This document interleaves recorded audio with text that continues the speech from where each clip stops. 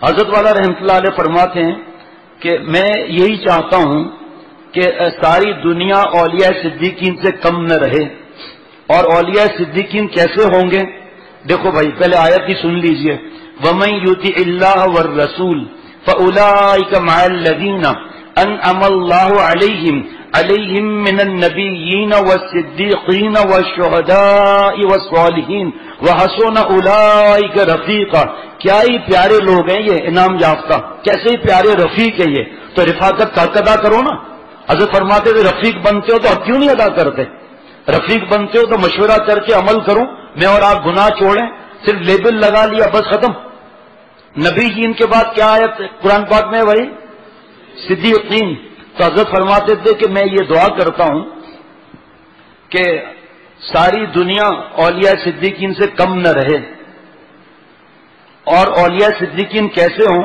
جن کو اللہ کے راستے میں جینا مرنا نصیب ہو جائے. اور اللہ پر جینا مرنا کیا ہے؟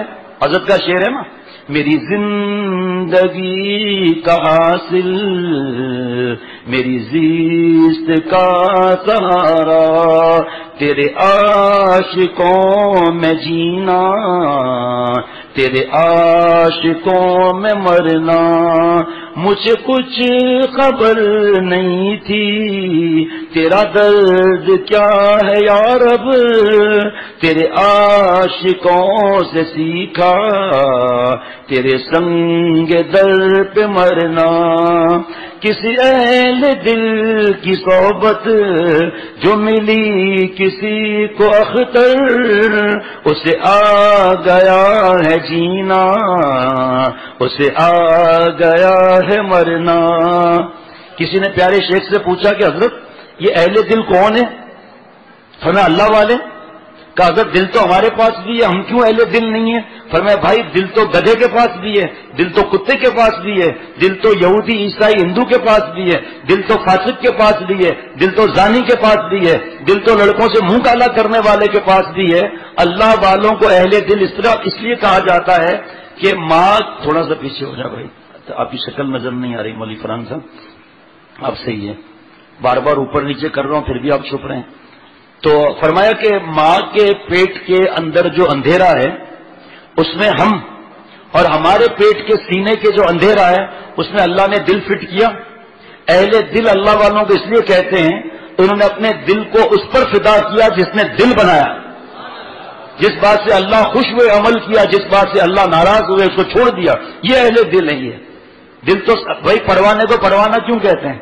اور بدھو ہے شمع پر گر کے فوراً جان دے دیتا ہے، لیکن اس کو تو نہیں پتا کہ جینا مرنا کیا ہے. وہ آیا شمع پر آ کے مر گیا، بارش تھوڑی آئی پروانے آ گئے مرتے جا رہے ہیں. کمال عشق تو مر مر کے جینا ہے نہ کہ مر جانا. کمال عشق تو مر مر کے جینا ہے نہ کہ مر جانا. ہائے اس رات سے واقف نہیں پروانے. پروانے کی بھی پر ہے پروانہ کہتے ہیں، مکھی کے بھی پر ہیں یا نہیں ہے؟ تو مکھی کو مکھی کیوں کہتے ہیں، پروانہ کیوں نہیں کہتے؟ کیونکہ پروانہ عاشق ہے بدھو لیکن عاشق ہے، شمع پر جان دے دیتا ہے. سچا پروانہ وہ ہے جو اللہ پر جان دے دے. اللہ جان نہیں لیتے. نہ تیری جان نہ تیرا دل چاہیے، نہ تیری جان نہ تیرا دل چاہیے، ان کو تجھ سے خون ارما چاہیے. کیا مطلب کہ دل چاہتا ہے ہاتھ سے جوانی برباد کر لو، 1.5 منٹ کے حرام مزے کے لیے یہ گندا کام نہیں کر کے نبی کی بد دعا نہیں لیتا.